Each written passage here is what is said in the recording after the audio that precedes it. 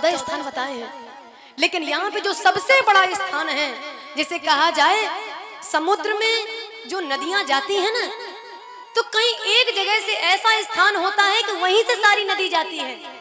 इसी प्रकार अगर इस समुद्र को अगर बड़ा करना है तो ये कान रूपी स्रोत इतना बड़ा कर लीजिए कि अपने आप ये 14 स्थान हमारे पुष्ट हो सके। ये 14 स्थान क्या है? 5 इंद्रियां 5 कर्मेंद्रियां मिलाकर हो गए 10 और 4 हो गए अंतःकरण, मन बुद्धि चित्त और अहंकार। जब ये 14 हो जाएं और 14 ही स्थान में राम जी रहते हैं, जिसके हाथ, जिसके पैर, जिसके कान, जिसकी आंखें, जिसकी जिह्वा, जिसकी नासिका, जिसके शरीर का एक एक अंग, हम राम जी के राम जी हमारे हैं, हम राम जी के राम जी हमारे हैं। जब ये गीत आ जाए जान लीजिए कि राम जी ठहर गए, उनको कोई नहीं बांध सकता है, कोई नहीं। अब ये जो 52 दरवाजे हैं बलि के पास, 52 दरवाजे है ना, क्यों बांध लिया भगवान को? क्यों बांध लिया? क्योंकि उसने बलि ने अपने 14 स्थानों को पुष्ट कर दिया। ठाकुर तेरी हिम्मत हो तो निकल के दिखा, निकल के दिखा ना, मैंने तुझे बंधन में बांधा है, 14 स्थानों के दरवाजे मैंने आज बंद कर दिए हैं तुझे अंदर करके, अब तेरी ताकत हो तो निकल के दिखा। वो लक्ष्मी जी ना आ जाती ना। और मैं एक बात आप लोगों से और कह दूं, एक लक्ष्मी के लोभ में पड़कर ही ये 14 स्थान अपने आप भगवान को बाहर कर देते हैं। गौर करना, जिस दिन काम दरवाजे पे आकर खड़ा हो गया, क्रोध दरवाजे पे आके खड़ा हो गया और ये लोभ खड़ा हो गया, उसी दिन भगवान कहता है फिर आई एम गो, फिर मैं जा रहा हूँ, मैं जा रहा हूँ। तेरे घर में रहने से मुझे क्या मतलब होता है?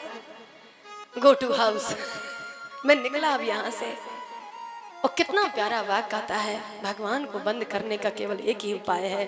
फिर महाराज जी, आपने, नारद जी ने कहा महाराज जानते हैं मैंने क्या देखा? क्या हुआ?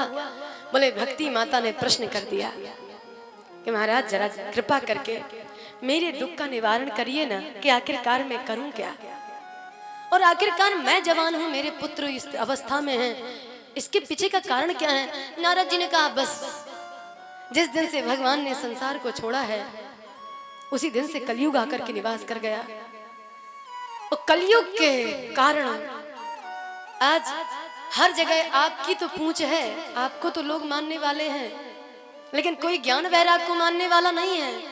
और जिसकी पूंछ कम हो जाएगी तो बूढ़ा तो उसको होना ही होना है, उसको बूढ़ा होना है।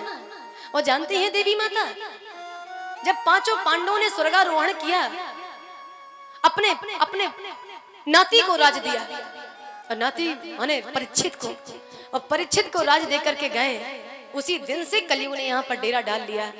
और एक दिन दिग्विजय के समय ये कलयुग से भेंट भी हुई थी। दिग्विजय करने गए, सामने कलयुग खड़ा था, धर्म को पीट रहा था, भक्ति को मार रहा था। उस समय इन्होंने तलवार उठाकर के इनको मारना भी चाहा, लेकिन समस्या क्या हुई? भक्ति माता ने कहा कि आखिरकार राजा परीक्षित ने इस कलयुग का वध क्यों नहीं किया? बोले इसलिए नहीं किया, इसमें 1000 अवगुण थे, 1000, लेकिन जो सबसे बड़ा सद्गुण था वो दिखाई दे गया। जैसे भौरा होता है ना, वो सारग्रही होता है, सारग्रही। इसी प्रकार है तो पांडवों के नाती ही परीक्षित जी। और जब उन्होंने देखा कि ये कलयुग नख से लेकर चोटी तक इसके अंदर केवल पाप ही पाप, पाप ही पाप है, लेकिन उनको एक सार तत्व दिखा दिया गया, दिख गया। अब वो सार तत्व क्या था? यत् फलम नास्ति तपसा ना योगेन समाधिना